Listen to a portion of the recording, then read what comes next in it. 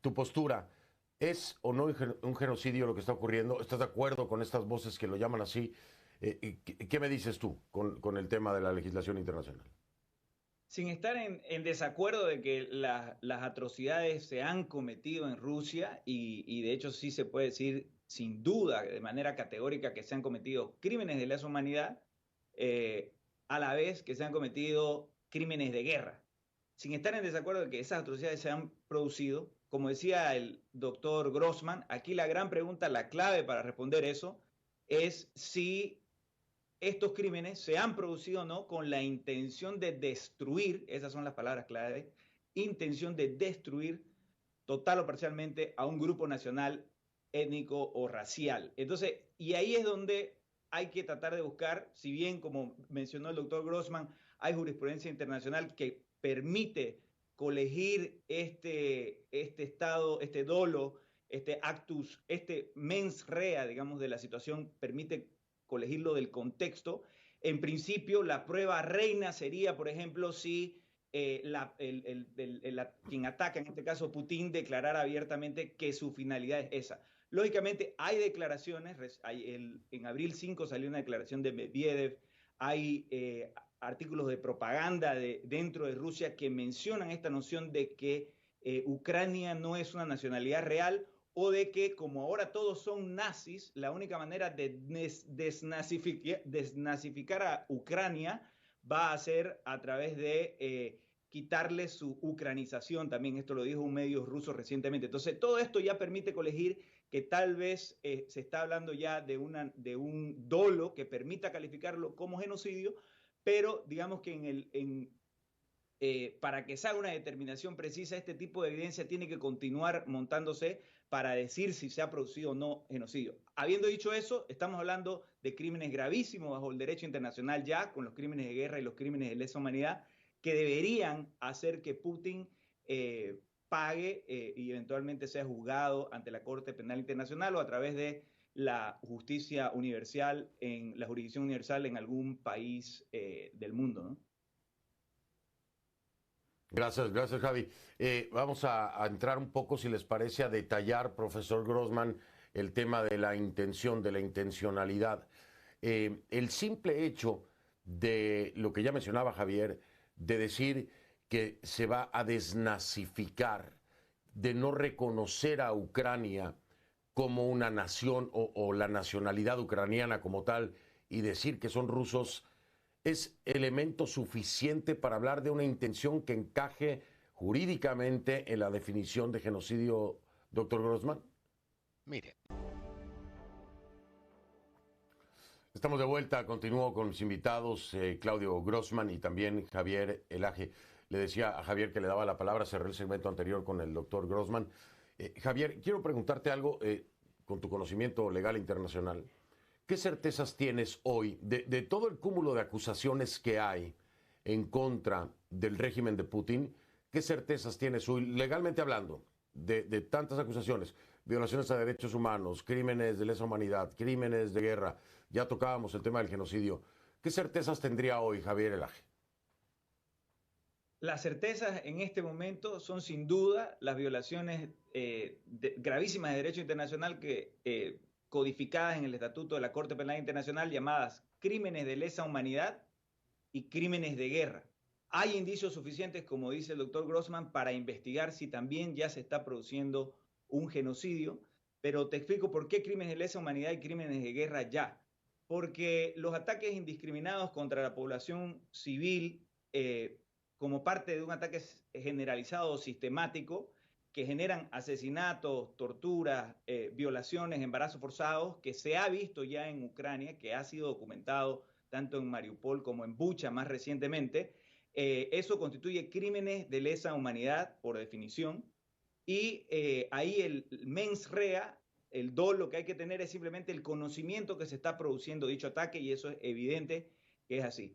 Y luego estos mismos acontecimientos, específicamente el homicidio intencional, así está definido en el Estatuto de la Corte Penal Internacional, al igual que tratos inhumanos, tortura, eh, cuando se producen como parte de un plan o política, obviamente dentro de un contexto militar, que es lo que está ocurriendo en Ucrania, también constituye un crimen de guerra. Además de, y aquí estamos hablando de las convenciones de Ginebra, que regulan la guerra internacionalmente y que por tanto prohíben, por ejemplo, el bombardeo de civiles, el uso de bombas de racimo, que prohíben el bombardeo de hospitales, como se ha visto que ha ocurrido ya en Ucrania. Entonces, todos estos elementos, estas violaciones claramente constituyen sin duda crímenes de lesa humanidad y crímenes de guerra hoy, que son los crímenes más graves del derecho internacional. Y uno de esos crímenes, que es igualmente grave y por la connotación histórica con la Segunda Guerra Mundial, con el exterminio de los judíos a cargo de los nazis, es aún más pesado, que es el crimen de genocidio. Y coincidimos en eso con el doctor Grossman, que ya se ve por estas declaraciones de algunos agentes del régimen de Putin, al igual que por la propaganda dentro de la propia Rusia, y que se presume es la propaganda que tienen en la cabeza los soldados rusos al ejecutar estas acciones. Está claro que todo sugiere que la intención del ejército ruso en este caso y de Putin con esta guerra pueda ser no simplemente lo que ha ocurrido ya con Chechenia y Bielorrusia, donde Putin ha instalado títeres, regímenes títeres que son dictaduras amigas de Putin, aunque no han, digamos, eliminado a la población chechena o a la población o desnaturalizado a la población chechena o a la población bielorrusa. Eso era lo que se pensaba podía ocurrir en Ucrania. Todo esto sugiere que en Ucrania pueda haber una intención de ir más allá aún de lo que ya ha ido Putin en Chechenia y en Bielorrusia, de simplemente instalar a un régimen títere. Y eso es lo que sería sujeto a una investigación, en este caso el fiscal de la Corte Penal Internacional, y en general de denuncia, yo creo, de los líderes del mundo democrático, como ha hecho el presidente Biden hoy. Sí, exactamente. Desde ayer empezó, ¿eh? Profesor Grossman, quiero preguntarle algo, porque esto muchas personas tienen duda. Dentro de todo este espectro legal de estos delitos, estamos hablando de crímenes de guerra, lesa humanidad, de presunto genocidio, violaciones a derechos humanos. ¿A quién se acusa como tal? Es decir, aquí la responsabilidad va con nombre y apellido. Se acusa en alguna de las categorías al régimen en su totalidad. Estoy hablando de la estructura política y militar. ¿Cómo se maneja esto ya al momento de señalar a un culpable, profesor Grossman? Estamos de vuelta. Claudio Grossman me acompaña y también Javier Laje. Y antes de ir a la pausa le decía a Javier que le daba la palabra porque cerré el segmento anterior con el profesor Grossman. Y yo quería preguntarte, Javi, todos estamos claros de que Rusia, pues, no pertenece, no es parte de la Corte Penal Internacional. Y quiero preguntarte, ¿qué tanto protege o no esto, por ejemplo, a Vladimir Putin y a su cadena, ¿no? A su cadena de mando. En realidad, lo que más protege a Putin de ser juzgado por crímenes gravísimos del derecho internacional, porque recordemos que se lo podría juzgar en un país democrático que adopte como el llamado principio de jurisdicción universal, es decir, así como se jugó a los nazis en Nuremberg, se puede juzgar en otros, eventualmente, o con la caída bajo un régimen democrático. Si cayera Putin, se lo podría juzgar dentro del territorio ruso. Entonces no es necesario, para que se acabe la impunidad, que sea la Corte Penal Internacional la que lo juzgue. Pero lo que más protege ahora a Putin de quedarse en la impunidad, digamos, y de que estos crímenes queden en la impunidad, es el hecho de que tiene control efectivo sobre el territorio y la población de Rusia. Es una dictadura, pero es a la vez un Estado reconocido por el derecho internacional como un Estado con personalidad jurídica internacional y con los derechos que le asisten como Estado,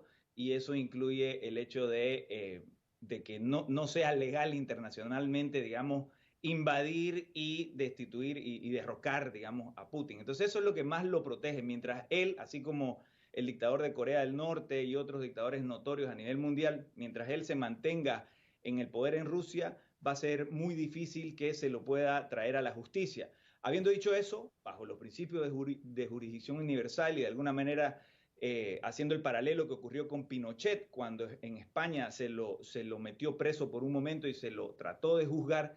Algo así le podría ocurrir a Putin en el futuro, incluso si no cayera su dictadura, si es que estados democráticos de Europa lo arrestasen bajo la comisión de estos mismos crímenes que estamos discutiendo, que son considerados crímenes reconocidos por el derecho internacional general o derecho consuetudinario internacional. Es decir, esa sería la manera más posible de llegar a él. Otra manera sería, obviamente, si el Consejo de Seguridad de la ONU decidiera traer el caso ante la Corte Internacional de Justicia, aunque se trate de un gobierno que no ha suscrito, de un Estado que no es signatario de la Corte Penal Interna del Estatuto de Roma. Sin embargo, esto es imposible porque lamentablemente Rusia tiene poder de veto de las resoluciones del Consejo de Seguridad de la ONU y por tanto, este régimen sigue en control del Estado ruso, eso va a ser imposible. Me queda 1 minuto 30, profesor Grossman. Tal vez la pregunta sea compleja. Ojalá me ayude con una respuesta corta. Profesor, ¿qué hace falta para que Rusia sea expulsado en su totalidad de Naciones Unidas? Es decir, ya no está en el Consejo de Derechos Humanos, pero sigue en el Consejo de Seguridad y sigue formando parte de Naciones Unidas. Con estos cargos encima. Sí, sigue. Esto refleja la correlación de fuerzas mundial y en que las superpotencias tienen un derecho a veto. Y esto tiene que ver con digamos así, con el poder que tienen en las superpotencias de oponerse, de la fuerza de poder oponerse a la decisión de todos los demás en función de su fuerza. En un sistema de seguridad colectivo ideal, todas las unidades tienen el mismo poder, de modo que si uno se desvía, los demás pueden caer encima.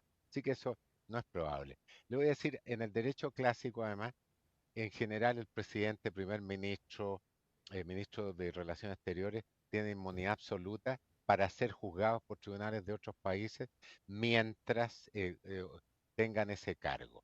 Hay una discusión si cuando dejan el cargo tienen inmunidad absoluta. Pero le voy a decir, la Corte Penal Internacional abrió una investigación porque Ucrania permitió la apertura. Entonces ahí hay posibilidades. Y esto tiene que ver también con generales, gente que ha trabajado en la investigación y en la Comisión de Delitos Internacionales. Y mire, las cosas parecen muy difíciles hasta que tienen lugar. Y hay que seguir impulsando el desarrollo del derecho. Y muchas gracias por la invitación. Ha sido un gran gusto estar con usted y con mi otro colega. Al contrario, ha sido un placer que me haya acompañado profesor Grossman y también Javier, como siempre, eres bienvenido.